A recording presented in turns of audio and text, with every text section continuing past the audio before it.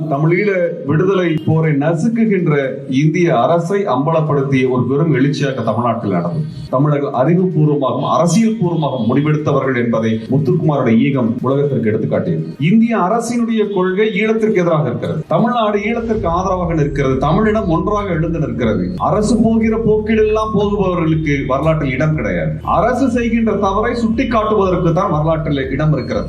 அன்றைக்கு நாம் சொன்னோம், இந்த தீர்மானம் ஏமாற்ற தீர்மானம் என்று இன்றைக்கு நிரூபணமாக இருக்கிறது. விடுதலை புலிகள் பேச்சுவார்த்தையில் பங்கெடுக்க முடியாத ஒரு சூழலை அமெரிக்கா உருவாக்கிய பொழுது அமெரிக்கா முன்வைத்த திட்டத்தை தூக்கி எறிந்தார்கள் விடுதலை புலிகள். They slapped them back.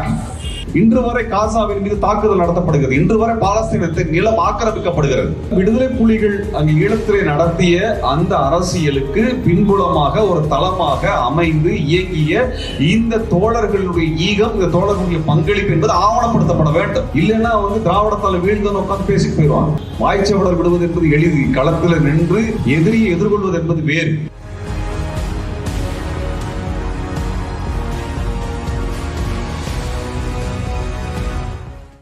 மாவீரன் முத்துக்குமாரினுடைய இந்த நினைவேந்தல் நிகழ்விலே பங்கேற்றிருக்கக்கூடிய தமிழீழ விடுதலை போராட்டத்தை, தமிழ்நாட்டின் உரிமையை, திராவிட இயக்கத்தினுடைய செழுமையை தமிழ்நாடு மட்டுமல்லாது இந்திய துணைக்கண்டம் முழுவதும் மற்றும் தமிழீழ விடுதலையை இந்திய துணைக்கண்டத்தில் மட்டுமல்லாது ஐரோப்பிய ஒன்றியத்திலும் கிடைக்கின்ற வாய்ப்புகள் உள்ள இடத்தில் அல்லது வாய்ப்புகளை உருவாக்கி தொடர்ந்து முழங்கி வருகின்ற, பேசி வருகின்ற, விவாதித்து வருகின்ற, வாதம் செய்கின்ற, எங்களை எல்லாம் வழிநடத்துகின்ற இந்த விடுதலை நெருப்பை பாதுகாப்பதிலே மிக முக்கிய ஆற்றலாக விளங்குகின்ற மரியாதைக்குரிய ஐயா வைகோ அவர்களுக்கும், இந்த போராட்ட களத்தில் கலைத்துறையிலும் எழுத்துத்துறையிலும் தொடர்ச்சியாக இடைவிடாது ஈழ நெருப்பு அணைந்து விடாமல் பாதுகாக்கக்கூடிய அந்த நல்ல உள்ளங்களில் நாங்கள் மதிக்கின்ற மரியாதைக்குரிய இயக்குனர் புகழேந்தி தங்கராஜ் ஐயா அவர்களுக்கும், மக்கள் போராட்ட களத்திலே பங்கெடுத்து அதற்காக சிறை செல்வதற்கு எந்த வகையிலும் அச்சப்படாமல் துணிந்து நிற்கக்கூடிய மரியாதைக்குரிய தோழர் மல்லை சத்யா அவர்களுக்கும், அனைத்து இளைஞர்களோடும் பழகி பல்வேறு கருத்துக்களை பகிர்ந்து கொள்ளக்கூடிய மரியாதைக்குரிய தோழர் DRR செங்குட்டுவன் அவர்களுக்கும், மற்றும் இங்கே திரண்டிருக்கக்கூடிய மறுமலர்ச்சி திராவிட முன்னேற்ற கழகத்தினுடைய அனைத்து தோழமைகளுக்கும் நான் சார்ந்திருக்கக்கூடிய மேற்பதன இயக்கத்தின் சார்பாக வணக்கங்களை தெரிவித்துக் கொள்கின்றேன். வியட்நாமிலே அந்த வியட்நாமினுடைய அரசு ஒரு கொடுங்கோன்மை ஆட்சியை செய்த பொழுது ஒரு பௌத்த பிக்கு செய்கோன் நகரினுடைய முக்கிய சாலையில் தன்னைத்தானே எரித்துக் கொண்டார்.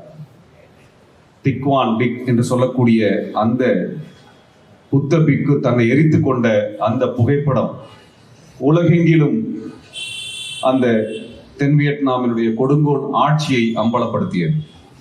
அந்த தென் வியட்நாமினுடைய ஆட்சியை பாதுகாத்த அமெரிக்க அரசாங்கத்தை கூட அது உலுக்கியது. அப்படியான ஒரு அரசியல் மாற்றத்தை கொண்டு வந்ததற்கு நிகரான ஒரு அரசியல் மாவீரன் முத்துக்குமாரால் இங்கே நிகழ்த்தப்பட்டது. இன்னும் சொல்ல வேண்டும் என்றால்,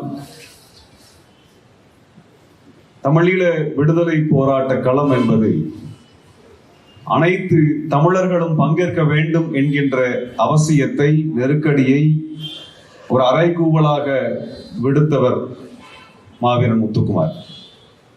இதுல நம்ம மாவீரன் முத்துக்குமாரினுடைய அந்த ஈகம்தான் எங்களை எல்லாம் இந்த கள போராட்டத்திற்கு அழைத்து வந்தது.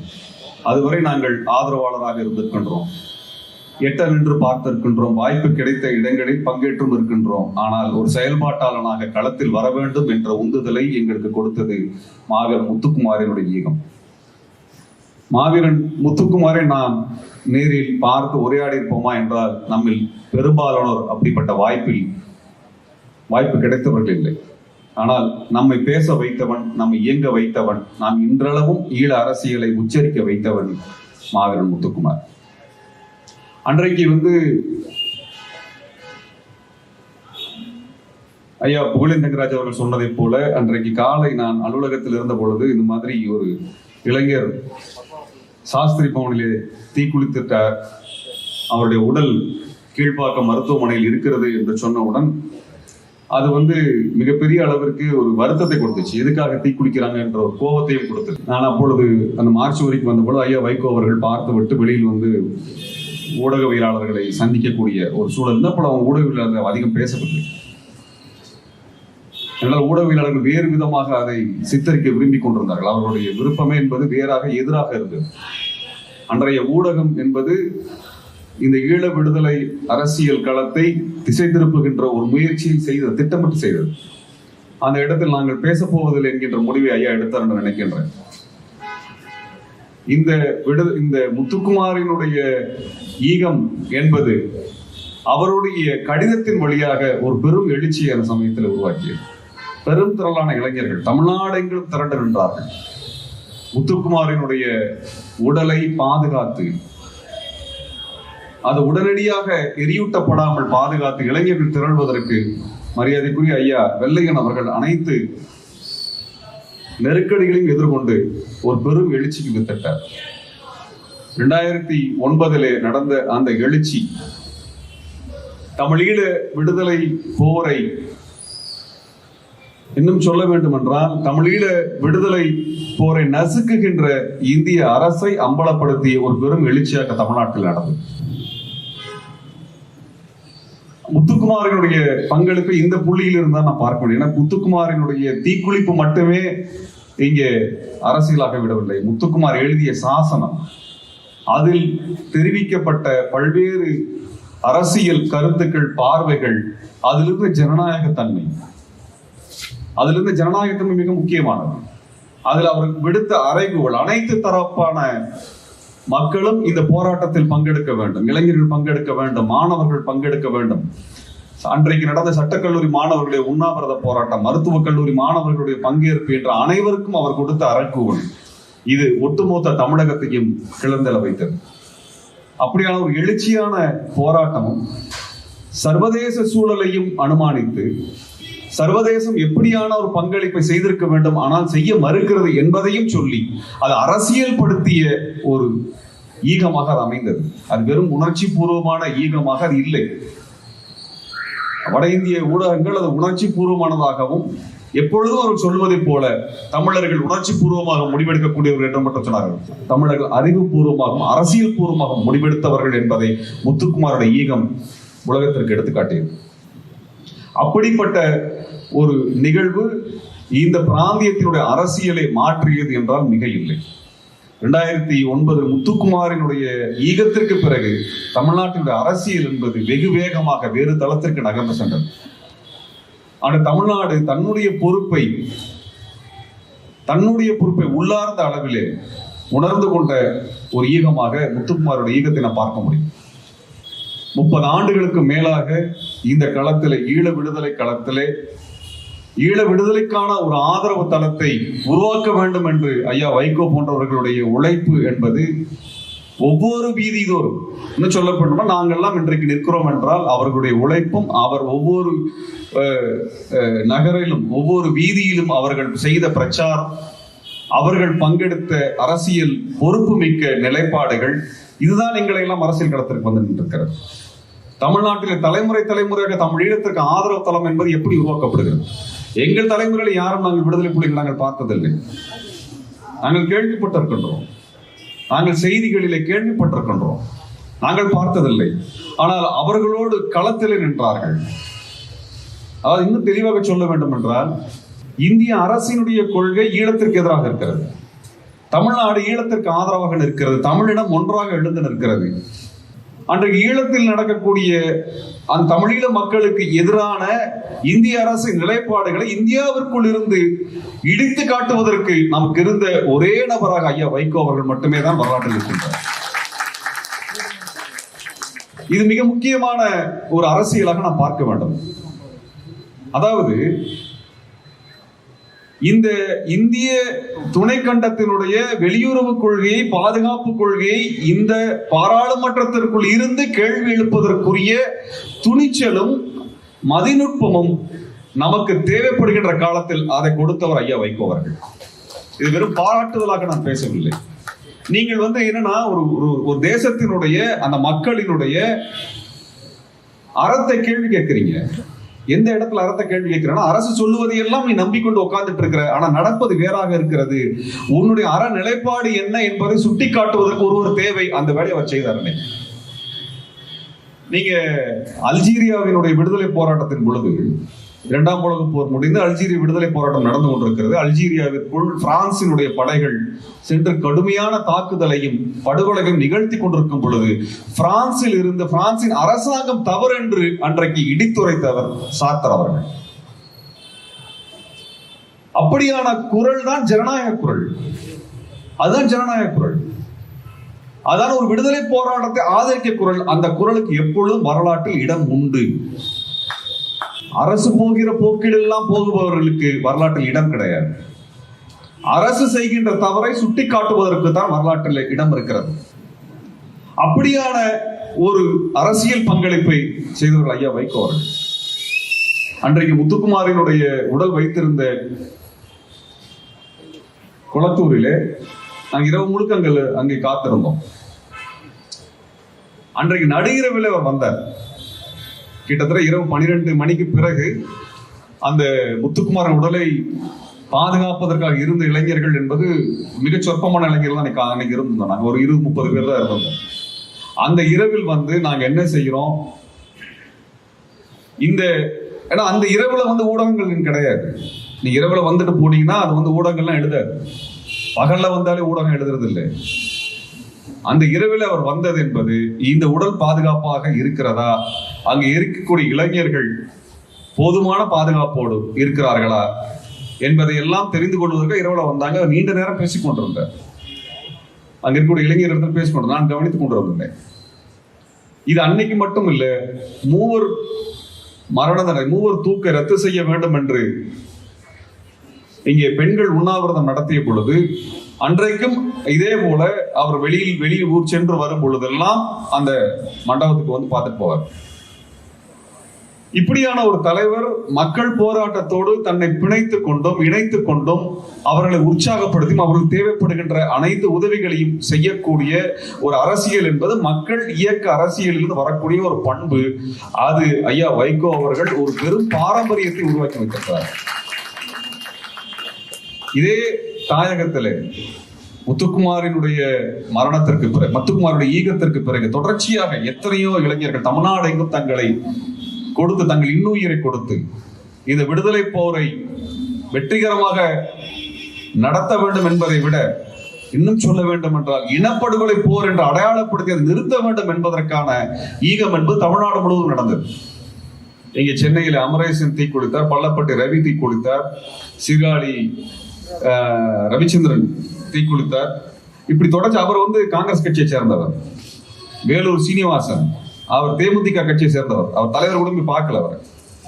அவர் தீக்குளித்த உடனே இறக்கல. 1 நாள் 2 நாள் அவர் மருத்துவமனையில் இருந்தார். இப்படி தமிழ்நாடு முழுவதும் இந்த துயர செய்திகள் தினம் 4 நாளைக்கு ஒரு தடவை செய்தி வந்துட்டே இருக்கும். அது இப்படிப்பட்ட ஒரு நெருக்கடியான காலகட்டத்தில் தொடர் உண்ணாநிலை போராட்டம் என்பது இங்கே பேராசிரியர் சரஸ்வதி அவர்களால் முன்னெடுக்கப்பட்டது.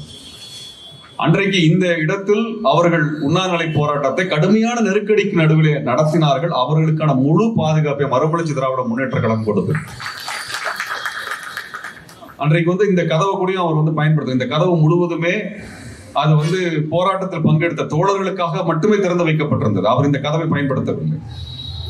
எனக்கு தெரிந்து அவர் அந்த 2வது கதவை மட்டுமே பயன்படுத்தி அதை மட்டுமே அவர்களுடைய தோழர்களுக்கும் தொண்டர்களுக்குமான ஒரு இடமாக பிரித்து கொடுத்து, இது உங்களுக்கான இடமாக நீங்கள் எடுத்துக்கொள்ளுங்கள் என்று முற்றிலுமாக இந்த இடத்தை எங்களுக்கு ஒதுக்கி கொடுத்து அந்த போராட்டத்தின் தாயகமாக இந்த இடம் இருந்தது என்பதை நாம் மறந்துவிட. இப்படியான ஒரு 2009 நாம் நினைத்து பார்க்கின்றோம். 2009 ஒரு இனப்படுகொலையில் முடியும் என்று நாம் நினைத்து பார்க்கவில்லை, நம்மால் நினைக்க முடியவில்லை. ஆனால் அப்படியாகத்தான் நடந்தது. 2009 பிறகான அரசியல், முத்துக்குமாரினுடைய அரசியல் நாம் பார்க்க வேண்டியிருக்கிறது. முத்துக்குமார் கடிதத்தில் எழுதியதில் என்பது சர்வதேச அரசியல் என்பது மிக ஆழமாக விவாதிக்கப்பட்ட ஒரு கடிதமாக அந்த கடிதம் இருந்தது. அவர் மாநில அரசியலை மட்டும் பேசவில்லை, இந்திய அரசியலை மட்டும் பேச, சர்வதேச அரசியல் பார்வை, தமிழ் தேசிய பார்வை அந்த கடிதத்தில் இருந்தது. ஒரு சமூக நீதி தமிழ் தேசிய பார்வை அந்த கடிதத்தில் இருந்தது.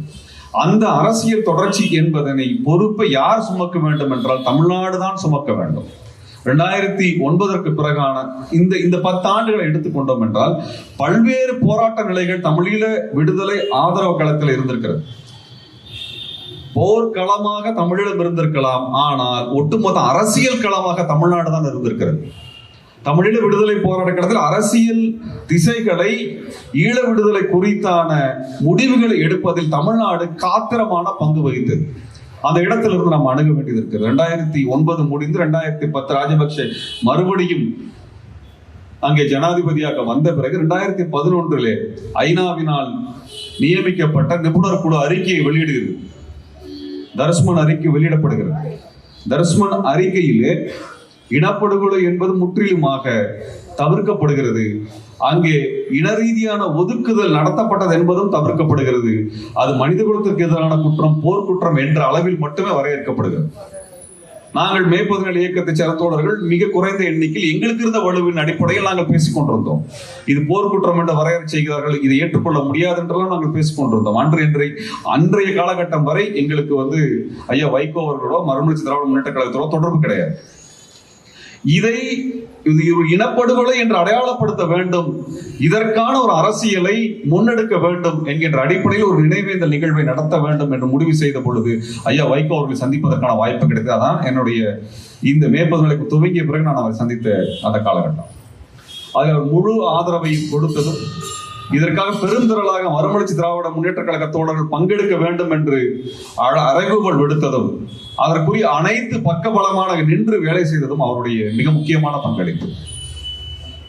அதற்கு பிறகு தொடர்ச்சியாக இந்த நினைவேந்தல் நிகழ்வு நடக்கக்கூடிய கடைசியாக இறுதியாக நடந்த நிகழ்வு வரை அவர் பங்கெடுத்திருக்கின்றார். அதற்கு பிறகு அரசு தடை போட்ட பிறகும் தடையை மீறுகின்ற போராட்டத்திலும் அவர் பங்கெடுத்து அதற்கான வழக்குகளை இன்றும் நீதிமன்றத்திற்கு சென்று வரக்கூடிய அந்த சமரசமற்ற ஒரு போராளியாகத்தான் நான் அவரை பார்க்கின்றேன். இதே காலகட்டத்தில் இது ஒரு இனப்படுகொலை, இது போர்க்குற்றம் அல்ல என்கின்ற குரல் வலுவாக வலுத்ததற்கான காரணம் ஐயா வைகோ அவர்களுடைய பங்களிப்பு. அது இல்லைன்னா போர்க்குற்றம், ஏன் போர்க்குற்றம் என்பதை நாம் நிராகரிக்கிறோம் என்றால், போர்க்குற்றம் இருதரப்பிற்கானது என்று பேசுகிறார்கள். அது விடுதலை புலிகள் போர்க்குற்றம் செய்தார்கள், சிங்கள அரசும் போர்க்குற்றம் செய்தது என்று முன்வைக்கிறார்கள். ஆகவேதான் அதை நிராகரிக்கின்றோம். இனப்படுகொலை என்று வரும் பொழுது இலங்கை அரசு மட்டுமே குற்றவாளியாக முன்னிறுத்தப்படும். அந்த அரசியல் மிக முக்கியமானது. அப்படி இனப்படுகொலை தான் அங்கு நிகழ்ந்தது வெறும் போர்க்குற்றமாக எடுத்துவிட முடியாது என்பதை நிறுவியதில் தமிழ்நாட்டிற்கு மிக முக்கியமான பங்கு இருக்கிறது. அதை பரந்துபட்ட தளத்திற்கு கொண்டு சேர்த்த மிகப்பெரிய பணியை வைகோ அவர்கள் செய்தார்.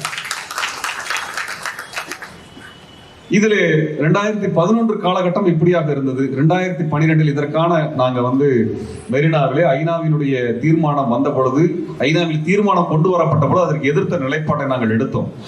அங்கு நடந்தது ஒரு இனப்படுகொலை, அங்கே தமிழீழத்திற்கான பொது வாக்கெடுப்பு நடத்தப்பட வேண்டும் என்கின்ற இரட்டை கோரிக்கைகளை முன்வைத்து நின்றோம். அதை முன்னின்று முழங்கி அதை அரசியலாக மாற்றியவர் ஐயா வைகோ. 2012 அரசியல் மிக கூர்மையான ஒரு அரசியலாக மாற ஆரம்பித்தது. ஏன்னா சர்வதேச அரசியலோடு தமிழ்நாடு மோத வேண்டிய நிலை 2012 2013 ஆரம்பித்து தீவிரமடைந்தது. இதை நான் இந்த இடத்துல பதிவு செய்ய வேண்டியிருக்கிறது. எப்படி ஒரு முக்கியமான ஒரு அரசியலை நீங்கள் முன்னகர்த்தினீர்கள் என்பதை நான் உங்களிடத்தில் பகிர்ந்து கொள்ள வேண்டியிருக்கிறது.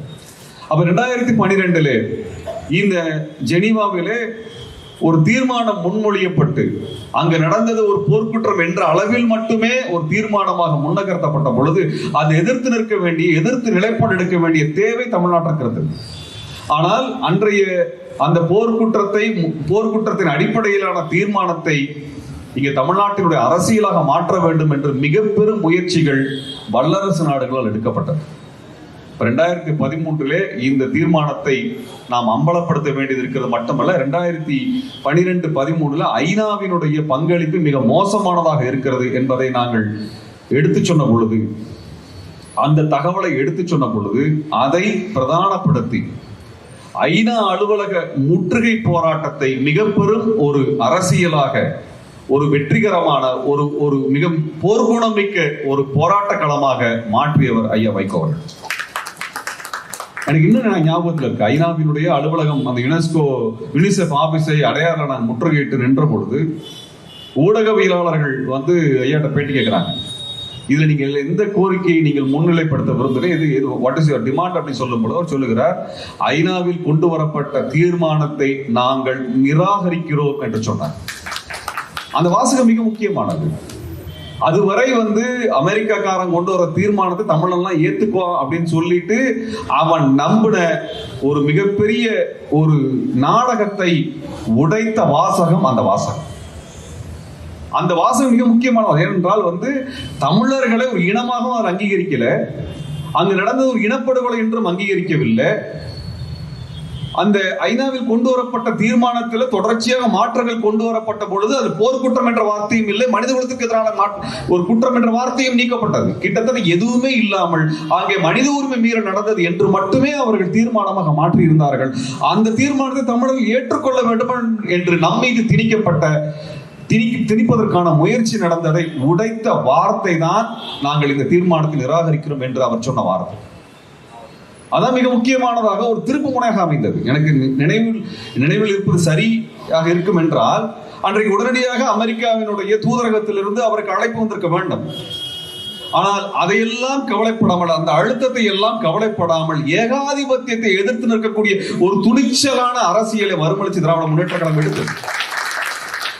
இந்தியாவில் எந்த கட்சியும் அந்த நிலைப்பாடு எடுத்திருக்காரு, எந்த கட்சியும் எடுத்திருக்காரு. ஏகாதிபத்தியத்தை எதிர்க்கிறோம் என்று சொன்னவர் கூட அந்த நிலைப்பாட்டை எடுக்கவில்லை. ஏகாதிபத்தியத்தை எதிர்க்கிறோம் என்று சொன்னவர் கூட நிலைப்பாட்டை எதிர்க்கவில்லை.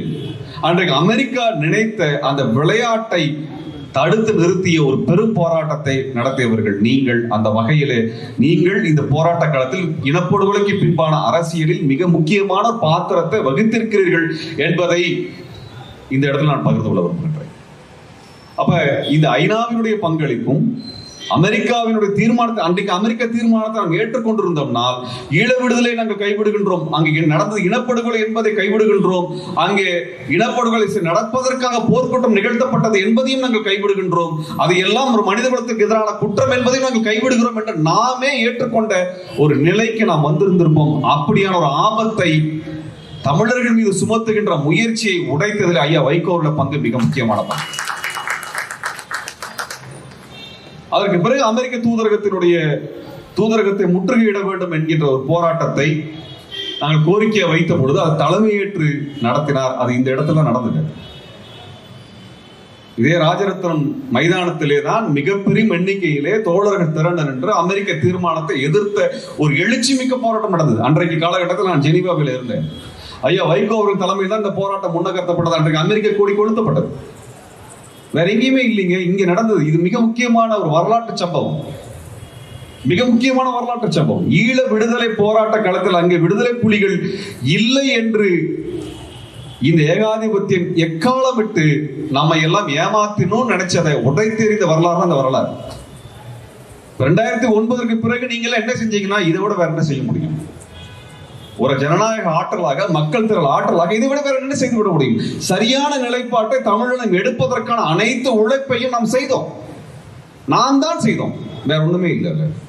நான் தான் செய்தோம், அதை வேற யாரையும் சொல்லிட முடியாது.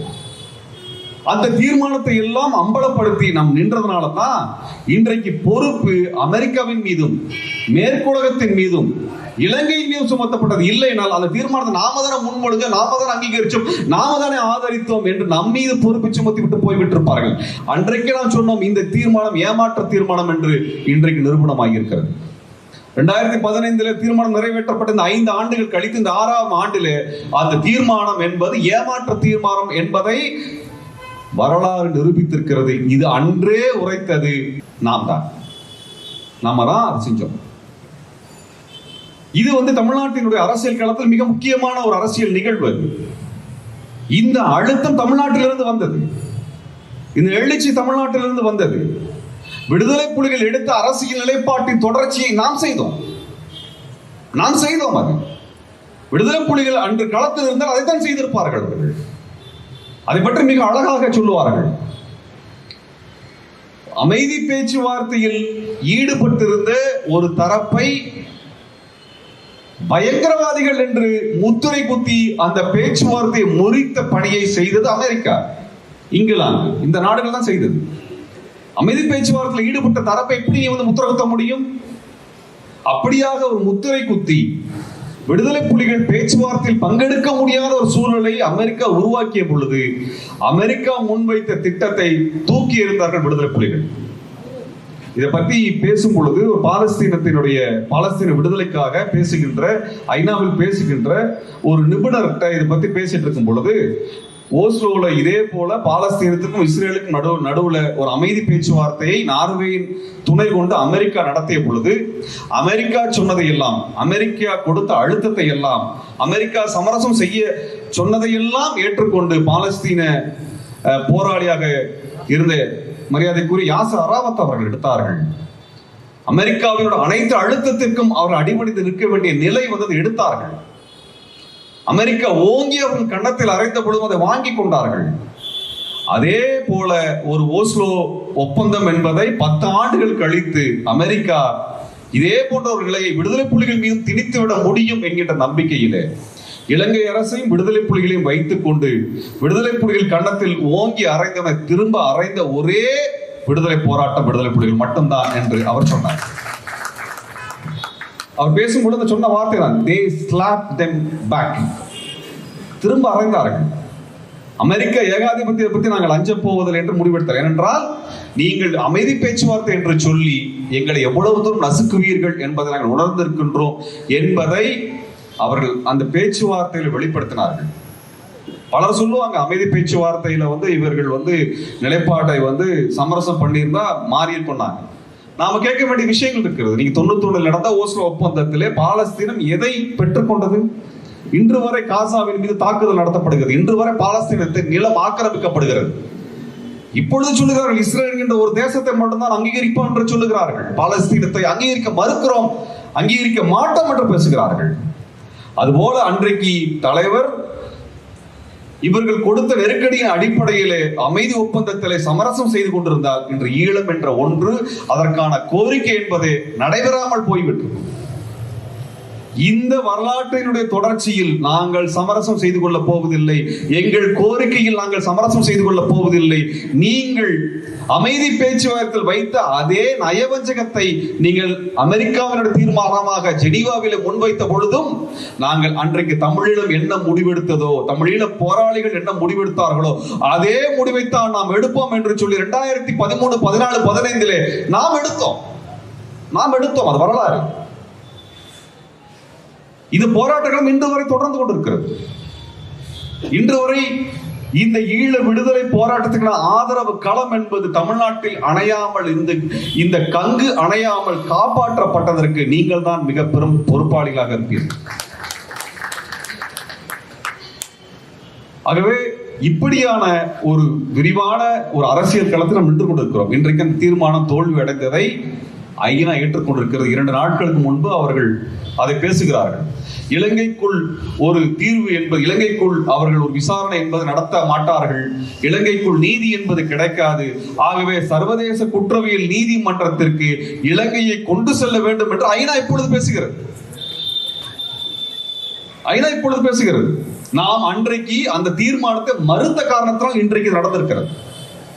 இன்றைக்கு நமக்கு அது நின்று பேசுவதற்குரிய தார்மீக அடித்தளம் நமக்கு இருக்கிறது. தோழர்களே, இது சாதாரண கடந்து போகக்கூடிய ஒரு போராட்டத்தினுடைய நிகழ்வாக பார்த்து விடாதீர்கள். நாம் வரலாற்றில் மிக முக்கியமான அரசியல் நிலைப்பாட்டை எடுத்து அந்த விடுதலை போராட்டத்தை பாதுகாக்கக்கூடிய பணியை நம்மால் இயன்ற அளவு செய்திருக்கின்றோம். அரசியல் நுணுக்கத்தோடு, அரசியல் பொறுப்புணர்வோடு செய்திருக்கிறோம். இந்த காலகட்டத்தில் தான் ஐரோப்பிய ஒன்றிய பாராளுமன்றத்தில் பிரசல்ஸிலே ஐயா வைகோ அவர்கள் பொது வாக்கெடுப்பின் மூலமாக தமிழீழம் மலர வேண்டும், அதுதான் ஒரே அரசியல் தீர்வு என்பதை முன்வைத்ததை நாம் மறந்துவிடக்கூடாது. அது மிக முக்கியமான சர்வதேச மன்றத்தில், குறிப்பாக ஐரோப்பிய மன்றத்திற்கான ஒரு அரங்கத்திலே, இன்னும் சொல்லணும்னால் எந்த பாராளுமன்றத்திலே, ஐரோப்பிய பாராளுமன்றத்தில் விடுதலை புலிகள் தடை செய்யப்பட்டு ஈழ விடுதலை போர் என்பது புலிகளை நசுக்குவதற்கான யுத்தமாக இலங்கையின் பக்கம் சாய்ந்ததோ அந்த அரங்கத்தில் நின்று இதுதான் தீர்வு என்பதை அவர் முன்வைத்தார். இன்றைக்கு பிரிட்டன் ஐரோப்பிய ஒன்றியத்திலிருந்து வெளியேறி இருக்கிறது. அது மிக பெரும் அளவிலே நமக்கு ஒரு கதவை திறந்து வைப்பதற்கான வாய்ப்பை கொடுத்திருக்கிறது. அதாவது ஐரோப்பிய ஒன்றியத்திற்குள் விடுதலை புலிகளை தடை செய்தால் விடுதலை புலிகளினுடைய பொருளாதார பலத்தை, அரசியல் பலத்தை முடக்கி விடலாம் என்று 2001 அமெரிக்காவினுடைய ஆலோசகர்கள் சொன்னதன் அடிப்படையில், பிரித்தானிய அரசினுடைய ஆலோசனையின் அடிப்படையில் 2005 விடுதலை புலிகள் மீதான தடை ஐரோப்பிய ஒன்றியத்தினால் கொண்டு வரப்பட்டு விடுதலை புலிகளினுடைய ஒட்டுமொத்த நிதி கட்டமைப்பும் முடக்கப்படுகிறது. ஆயுத கொள்வனவு என்பது முடக்கப்படுகிறது. ஒரு பயங்கரவாத இயக்கமாக அமைக்கப்பட்டு நெருக்கப்படுகிறது. இந்த நெருக்கடியை உருவாக்கியது ஐரோப்பிய பாராளுமன்ற அமைப்பு. அதற்குள் அதை செய்தவர்கள். அப்படி ஒரு தடையை கொண்டு வரணும் என்கின்ற முயற்சி அன்றைக்கு இத்தாலி எதிர்த்தது, ஜெர்மன் எதிர்த்தது. ஆனால் இதையெல்லாம் மீறி இங்கிலாந்து அரசினுடைய தொடர் அழுத்தத்தால் மட்டும் தடை கொண்டு வரப்பட்டது. இன்றைக்கு அந்த தடை தகர்கின்ற நிலை வந்திருக்கிறது. அந்த தடையை திரும்பவும் கொண்டு வரக்கூடிய இடத்தில் பிரிட்டன் இல்லை. ஆகவே தமிழீழ விடுதலையை முன்னகர்த்துவதற்குரிய ஒரு சூழல் நமக்கு அமைந்து கொண்டிருக்கிறது என்பதை மறந்துவிடக் கூடாது. இந்த இடத்தில் தான் ஐயா வைகோ அவர்களுடைய பங்களிப்பு என்பது மிக மிக முக்கியமானதாகவும் நமக்கு தேவைப்படுவதாகவும் அமைகின்றது. ஏனென்றால் நம்முடைய என்னன்னா ஒரு பார்லிமெண்டேரியன், ஒரு ஸ்டேட்ஸ்மேன் சொல்லக்கூடிய இடத்தில் தமிழ்நாட்டில் எத்தனை பேர் இருக்கிறாங்க? தமிழ்நாட்டில் பல பாராளுமன்ற உறுப்பினர்கள் இருக்கலாம். ஆனால் தேசிய இன விடுதலையை குறித்து ஒரு தீர்க்கமான நிலைப்பாடை எடுத்து பேசுகின்ற தலைவன் வேறு யாரும் இல்லை.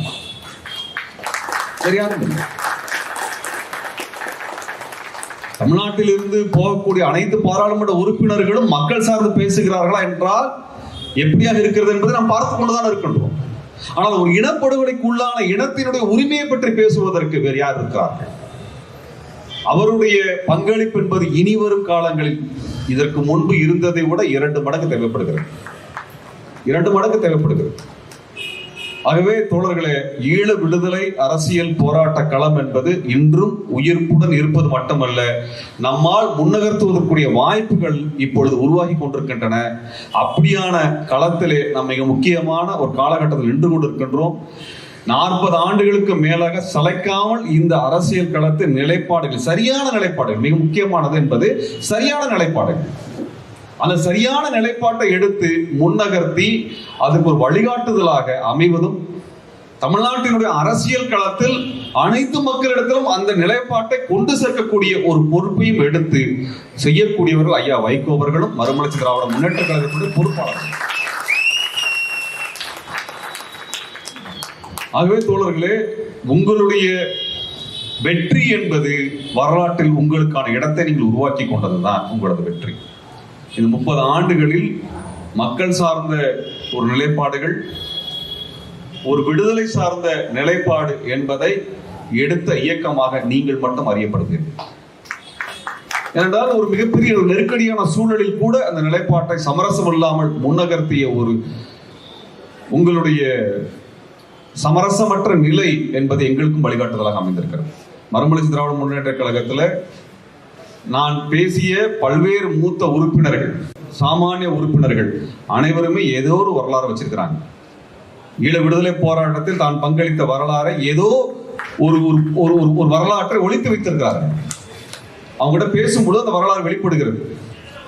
அதையெல்லாம் நீங்கள் ஒரு ஆவணமாக தொகுக்க வேண்டும் என்று நாங்கள் வேண்டி கேட்டுக்கொள்கின்றோம். என்றால் இது வரலாற்று ஆவணம். என்றால் விடுதலை புலிகள் அங்கு ஈழத்திலே நடத்திய அந்த அரசியலுக்கு பின்புலமாக ஒரு தளமாக அமைந்து இயங்கிய இந்த தோழர்களுடைய ஈகம், இந்த தோழர்களுடைய பங்களிப்பு என்பது ஆவணப்படுத்தப்பட வேண்டும். இல்லைன்னா திராவிடத்தால் வீழ்ந்தோன்னு உட்காந்து பேசிட்டு போயிடுவாங்க. வாய்ச்சவடர் விடுவது என்பது எளிது, களத்தில் நின்று எதிரியை எதிர்கொள்வது என்பது வேறு, போராளிகளோடு பயணிப்பது என்பது வேறு. அதை நீங்கள் ஆவணப்படுத்த வேண்டும். அது அடுத்த தலைமுறைக்கு கொண்டு செல்லப்பட வேண்டும். அப்பொழுதுதான் இந்த விடுதலை போராட்ட கங்கு என்பது பாதுகாக்கப்படும். ஏன்னா எல்லாத்துக்குமே ஒரு மாடல் தேவைப்படுது இல்லை? யாரை பார்த்து நாங்கள் எங்களை வடிவமைத்துக் கொள்வது என்பது எல்லா இளைஞர்களும் இருக்கக்கூடிய கேள்வி. அப்ப உங்களுடைய போராட்ட மனநிலை, நீங்கள் எதிர்கொண்ட நெருக்கடிகள், சமரசமற்று நீங்கள் நின்ற அந்த போராட்ட களம், இதையெல்லாம் நீங்கள் ஆவணப்படுத்த வேண்டும் என்று நாங்கள் கேட்டுக்கொள்கின்றோம். இது வரலாற்று ஆவணமாகத்தான் இருக்கும். அது ஆக இந்த தமிழ்நாட்டினுடைய இந்த தமிழீழ விடுதலை ஆதரவு களத்தில் உங்களுடைய பங்களிப்பு என்பது போற்றுதலுக்குரியது. இந்த நிலை இன்றைக்கு இருக்கக்கூடிய அந்த தமிழின படுகொலைக்கு பின்பான இந்த நிலையில் உங்களுடைய தேவை என்பது 2 மடங்கு அதிகமாக இருக்கிறது. அதற்குரிய களத்தில் நீங்கள் வர வேண்டும் என்று நாங்கள் விரும்புகின்றோம். அதற்குரிய அரங்கில் நீங்கள் தலை நிமிர்ந்து நிற்க வேண்டும் என்று நாங்கள் விரும்புகின்றோம். உங்களுடைய பங்களிப்பு மிக முக்கியமானதாக இருக்கும் என்பதை நாங்கள் நம்புகின்றோம். ஒரு கட்சி என்பது அது எத்தனை சட்டமன்ற உறுப்பினர்கள் உருவாக்குகிறது என்கின்ற இடத்திலிருந்து அது வரலாற்றில் எடை போடப்படுவதில்லை. எத்தனை பாராளுமன்ற உறுப்பினர்களை அது உருவாக்கி கொடுக்கிறது என்கின்ற இடத்திலிருந்து அது எடைபோடப்படுவதில்லை. அந்த தேசத்தினுடைய கொள்கையை வடிவமைப்பதில் அது எவ்வளவு தூரம் காத்திரமாக பங்களித்திருக்கிறது என்கின்ற இடத்திலிருந்து தான் வரலாறு எழுதப்படுகிறது. வெறும் பாராளுமன்ற உறுப்பினரை மட்டுமே வைத்து வரலாறு எழுதணும்னா சுமந்திரனையும் சம்பந்தனையும் வைத்த வரலாறு வரலாறு எழுதிவிட முடியும். அப்படியாக முடியாது. ஆக இந்த சட்டசபைகளுக்கும் பாராளுமன்றத்திற்கும் அப்பாற்பட்ட ஒரு அரசியலுக்கு சொந்தமாக நீங்கள் இருக்கிறீர்கள். அந்த களத்தில் இருந்து இந்த பாராளுமன்றத்தையும் சட்டசபையும் நீங்கள் இதனுடைய கருத்தியலையும் இதனுடைய நிலைப்பாடுகளையும் வடிவமைக்கக்கூடிய ஒரு பொறுப்புமிக்க நபர்களாக நீங்கள் இருப்பீர்கள் என்று நாங்கள் நம்புகின்றோம், உறுதியாக நம்புகின்றோம். அந்த இடத்தில் நீங்கள் சென்று அமர வேண்டும் என்று நாங்கள் விரும்புகின்றோம். தமிழினத்தினுடைய குரலை, தமிழினத்தினுடைய தேவையை, தமிழினத்தின் மீது நிகழ்த்தப்படுகின்ற அநீதியை விரட்டுகின்ற அந்த முழக்கத்தை நீங்கள் முழங்க வேண்டும் என்று விரும்புகின்றோம். முத்துக்குமாரினுடைய இந்த அரசியல் சர்வதேச அளவிலே இருக்கக்கூடிய அரசியலையும் உள்வாங்கி, இந்திய துணைக்கண்டத்தின் அரசியலையும் உள்வாங்கி, தமிழ்நாட்டின் அரசியல் களத்தை புரிந்து கொண்டு ஒரு வலுவான ஒரு மக்கள் அரசியலுக்கு முன்னணி செயல் வீரர்களாக இருக்கக்கூடிய அனைத்து தோழமைகளுக்கும் எனது வணக்கத்தை தெரிவித்து விடைபெறுகிறேன். நன்றி, வணக்கம்.